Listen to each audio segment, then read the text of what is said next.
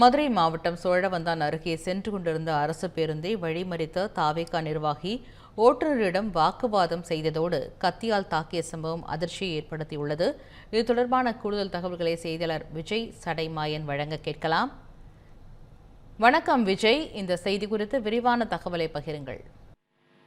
வணக்கம் பராசக்தி. மதுரை சோழவந்தான் அருகே காரை வழிமறித்து அரசு பேருந்துக்கு வழிவிடாமல் தாக்குதல் செய்த தாவேகா நிர்வாகியை காவல்துறையினர் தேடி வருகின்றனர். மதுரை மாவட்டம் சோழவந்தான் அருகே அரசு மதுபான கடைக்கு எதிரே அரசு பேருந்து ஓட்டுநரை கத்தியால் தாக்கி மிரட்டிய தாவேகா நிர்வாகி போலீஸ் தீவிரமாக தேடி வருகின்றனர். நேற்று இரவு சோழவந்தான் பணிமனைக்கு சொந்தமான மதுரை பெரியாறு பேருந்து நிலையத்திலிருந்து கருப்பட்டியை நோக்கி வந்த பேருந்து வந்துட்டு பயணிகளை இறக்கி விட்டுட்டு கருப்பட்டியிலிருந்து போகும்போது இடையில காரம் வழிமறித்து நிறுத்தி வழி விட மாட்டோம் அப்படின்னு சொல்லி வாக்குவாதம் செஞ்சிருக்காரு. தவறான வார்த்தையில திட்டி தாக்குதல் செஞ்சிருக்காரு. அதுக்கு பிறகு ஆதரவாளர்களை வர சொல்லி தொலைபேசி மூலமா தொடர்பு கொண்டு வர சொல்லி அவர்களிடம் வாக்குவாதம் செய்யும் போது பயங்கர ஆயுதத்துடன் தொடர் தாக்குதல்ல ஈடுபட்டிருக்காங்க. இதனால பாதிக்கப்பட்ட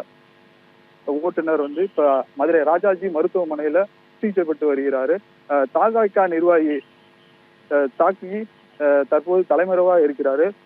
அவர் சம்பந்தமான தொடர்ந்து அவங்க ஓட்டுநர்களும் அது சம்பந்தமா போராட்டம் பண்ணிட்டு வராங்க. காலையில இருந்து எந்த ஒரு புதுவும் வந்தால் கருப்பட்டி பகுதியில வராம இப்ப ரொம்ப பயணிகளும் அந்த பகுதி பெரும் அதிர்ச்சிக்கு உள்ளாகி இருக்காங்க. இந்த சம்பவத்தால அந்த பகுதியில பெரும் பரபரப்பான சூழ்நிலை நிலவி வருகிறது.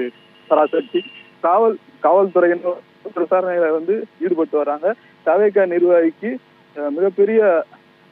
மிகப்பெரிய அளவுல இந்த மாதிரி சம்பவங்களை ஈடுபட்டு வராங்க. இவர் பல்வேறு குற்ற வழக்கு சம்பந்தக்கூடியவர். இவரை கைது செய்யணும்னு சொல்லி ஓட்டுநர்களும் பயணிகளும் கோரிக்கை வச்சிருக்காங்க. தகவலுக்கு நன்றி விஜய்.